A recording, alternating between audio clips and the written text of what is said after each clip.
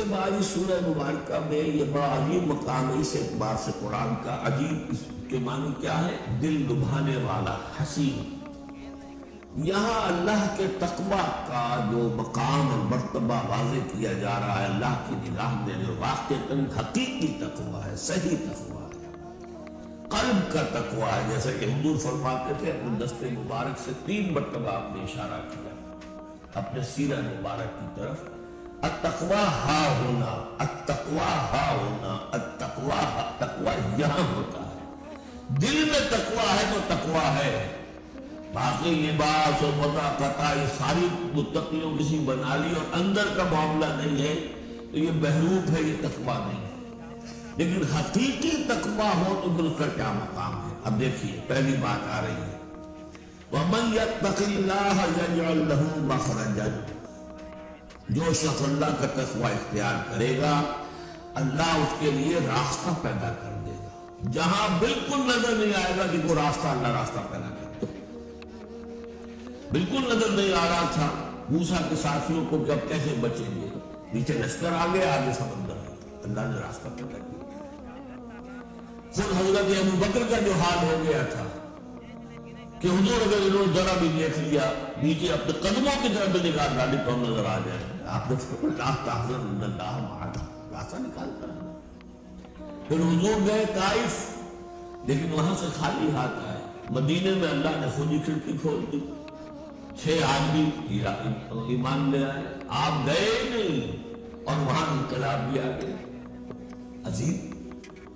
اس اعتبار سے اللہ مخرج پیدا کرتا ہے. تم صحیح طریقے پر چلتے رہو، تقوی اختیار کرو، صحیح راستے پر جدوجہد کرو. یہ کام اللہ پر چھوڑو. کب اسے منظور ہے اس کا کامیاب ہونا؟ جب ہوگا وہ راستہ ایسا کھول دے گا کہ تمہیں گمان بھی نہیں ہوگا. وَيَرْزُقْهُ مِنْ حَيْثُ لَا يَحْتَسِبُ. اور اسے رزق دے گا وہاں سے جہاں سے اسے گمان بھی نہیں ہوگا.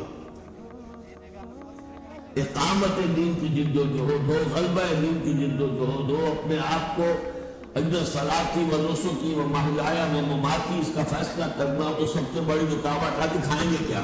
تو اللہ تو کہتا ہے راضی میں ہے ایمان اور یقین اس پر کر کے دیکھو تو صحیح، اس پر اعتماد تو کرو. لیکن یہ کہ اس پر اعتماد کرنا، توکل بڑی مشکل ہے. وہ تو جتنا ایمان ہوگا اتنا اعتماد ہوگا، اور گہرا ایمان ہوگا گہرا اعتماد. وَمَن يَتَّقِ اللَّهَ يَجْعَلْ لَهُ مَخْرَجًا وَيَرْزُقْهُ مِنْ حَيْثُ لَا يَحْتَسِبُ وَمَن يَتَوَكَّلْ عَلَى اللَّهِ فَهُوَ حَسْبُهُ. یہ تو ابھی تقوی والے کی بات ہے کہ وہ وہاں سے رزق لے گا جہاں سے اسے ملے گا بھی نہیں. اور جس نے اللہ پر توکل کر لیا تو وہ اس کے لیے بہت کافی ہو جائے گا. توکل کر کے تو دیکھو، حسبہ وہ اس کے لیے کافی. یہاں تک فرمایا ہے حدیث قدسی میں، حدیث میں من کان فی حاجت اخیہ کان اللہ فی حاجتہ. اگر کوئی مسلمان اپنے کسی بھائی کی ضرورت پوری کرنے میں لگ رہا ہے، اپنا وقت صرف کر رہا، اللہ اس کی ضرورت پوری کرنی شروع کر دے.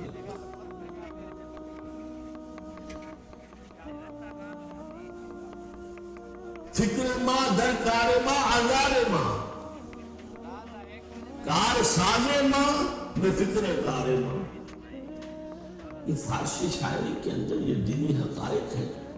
کار ساز ماں میں فکر کار ماں، میرا کارساز میرے کاموں میں فکر کر رہا ہے، میں نے اپنے آپ کو اس کے کام کے لیے لگا دیا. وہ دنیا میں بھی ذرا سا بھی کوئی شریف انسان ہوگا، آپ اس کے ہو جائیں وہ آپ کو چھوڑ دے گا. شرافت ہو، مروت ہو. آپ اللہ کے بن کر تو دیکھیے. پھر وہ کارساز ہے. کارساز ماں تو فکر کار ماں، فکر ماں در کار ماں آزار ماں. جب میں اپنے معاملات کی فکر خود کرتا ہوں، کوئی نہ کوئی ٹھوکر کھاتا ہوں، کوئی نہ کوئی غلطی کرتا ہوں، آزار اپنے سر کے اوپر پیدا کر لیتا ہوں. اپنے آپ کو حوالے کرو. اس کا نام ہے تفویض الامر الی اللہ. افوض امری الی اللہ ان اللہ بصیر